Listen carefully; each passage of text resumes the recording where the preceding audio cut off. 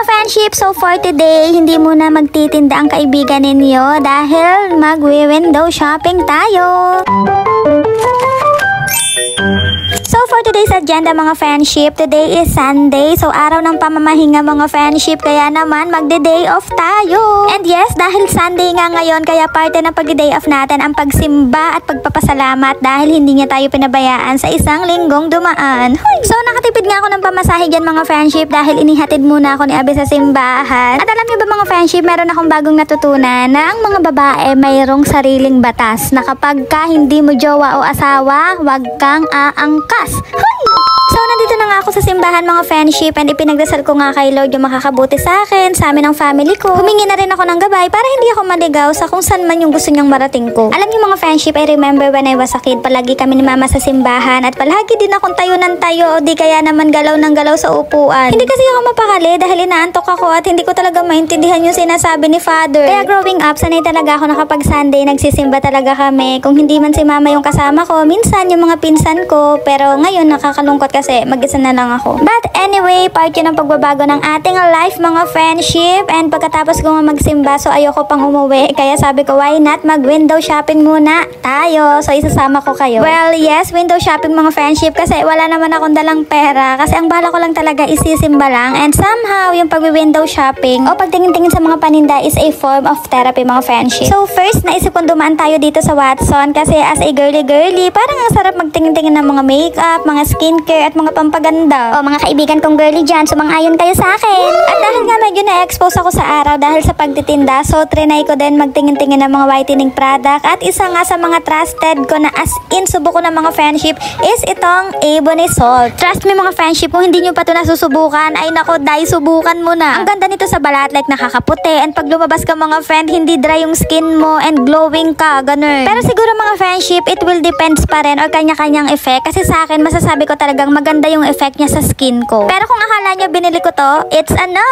Kasi nga window shopping lang tayo. So okay, next naman nating pupuntahan is itong National Bookstore. So meron talaga akong gustong bilhin ditong mga books mga friendship. So dati mahilig ako sa mga pocket book, kung naabutan nyo yun. So nangongolekta talaga ako ng ganun mga friendship nung kabataan ko. Pero ngayon kasi uso na yung mga Wattpad o yung mga digital books. Tsaka yung mga ganito mga friendship, oh, grabe, aminin nyo, ang papogi. Pero syempre, hindi yan yung bet kong bilhin, no? Gusto nyo bang malagot ako kay Abe? Huy!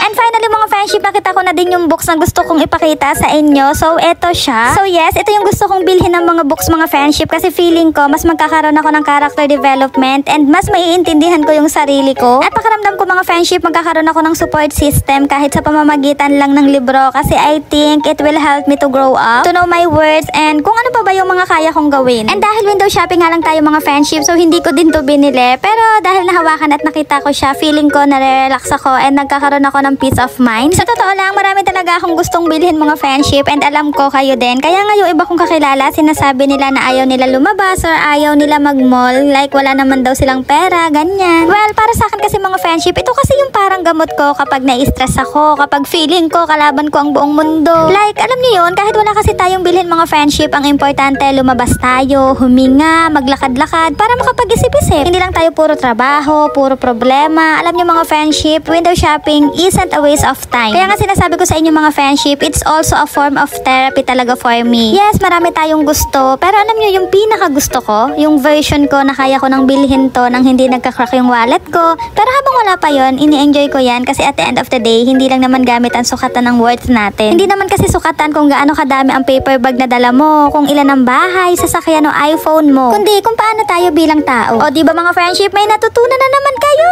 Kaya naman kung uma-agree nga kayo mga friendship, don't forget to like, follow, and comment agree sa comment section para naman alam ko. And after ng ilang oras na lakad, tingin at pangangarap na mabibili din natin ng mga friendship, syempre kailangan din natin ng reward. And saan pa ba tayo pupunta mga friendship kundi sa comfort place na merong happiness in every meal? Syempre sa best friend nating si Jollibee. So umorder na nga ako ng mix and match nila mga friendship, yung burger with cheese and McFloat. And yes, for now mga friendship, wala tayong pang luxury dinner, pero hindi naman all the time na kailangan natin ng mamahaling pagkain para sumaya, diba? Minsan sapat na yung meron tayo nitong burger na sobrang sarap sarap at panula kumbaga. Tapos may peace of mind pang kasama. Ay nako mga friendship, solve ka talaga dito. Sa totoo lang mga friendship, hindi naman talaga masamang mangarap ng bonggang gamit o lifestyle. Pero habang wala pa yon, dapat marunong din tayo magpasalamat sa simpleng bagay na meron tayo. Kasi alam niyo mga friendship, yung ibang tao, kung ano yung meron ka, yan lang din naman yung hinihiling nila. So ayun lang naman mga friendship, hanggang dito na lang po muna ang ating for today's video. And sana nag-enjoy din kayo sa ating pag-window shopping. And kung nagustuhan nyo nga itong ating video mga friendship, don't forget to like, follow, and share this video para naman mas marami pa tayong ma-inspire. So pwede nyo rin akong bisitahin sa aking Instagram account mga friendship. So meron lang tayong 16 followers dyan. And also meron din akong YouTube. So meron na tayong 589. So hindi ko yan inaasahan mga friendship. At syempre hindi mawawala ang ating black app, which is ang TikTok account natin. And meron na tayong 18,900 na mga kaibigan dyan mga friends. So yun lang naman mga friendship. Maraming salamat sa pagsama sa akin for today. And magkita-kita po tayo sa ating next video. Love, let's mwah. Bye! Bye, so uuwi na tayo mga friendship, gabi na. And maraming salamat sa pagsama niyo sa akin for today's video. Magkita-kita ulit tayo sa next video mga friendship. Love, let's